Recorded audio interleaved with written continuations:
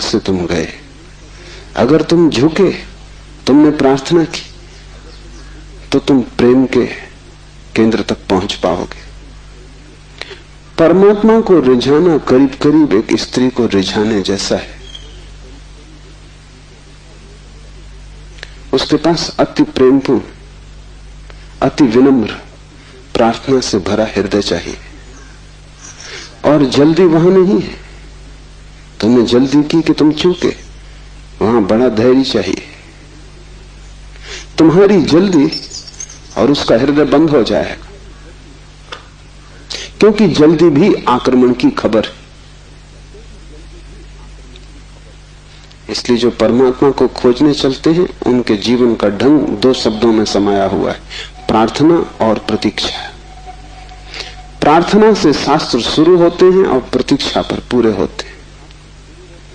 प्रार्थना से खोज इसलिए शुरू होती। इस शास्त्र का पहला चरण है ओम स्वप्रकाश आनंद स्वरूप भगवान शिव को नमन। और अब शिव सूत्र प्रारंभ।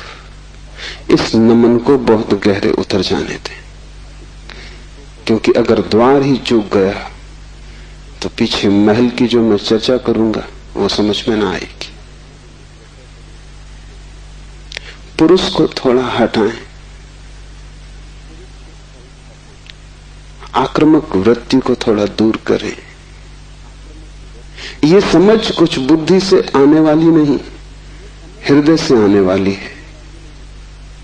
ये समझ कुछ तुम्हारे तर्क पर निर्भर न करेगी, ये तुम्हारे प्रेम पर निर्भर करेगी। इस शास्त्र को तुम समझ पाओगे, लेकिन वो समझ ऐसी न होगी जैसे कोई गणित को समझता है। वो समझ ऐसी होगी जैसे कोई काव्य को समझता है। कविता पर तुम झपट नहीं पड़ते, तुम कविता का धीरे धीरे स्वाद लेते हो, चुस्की लेते हो, जैसे कोई चाय को पीता है। तुम उसे गटक नहीं चाहते, वो कोई कड़वी दवा नहीं है। तुम उसका स्वाद लेते हो, चुस्की लेते हो, धीरे धीरे उसके स्वाद को लीन होने देते हो। और एक ही कविता को समझना हो तो बहुत बार पढ़ना पड़ता है। एक गणित को तुमने एक बार समझ लिया, फिर दोबारा करने की कोई जरूरत नहीं रह जाती। गणित समाप्त हो गया। कविता कभी भी समाप्त नहीं होती, क्योंकि हृदय का कोई और छोर नहीं। और तुम जितना ही प्रेम करते हो उतना ही उद्घाटित होता है। इसलिए पूरब में हम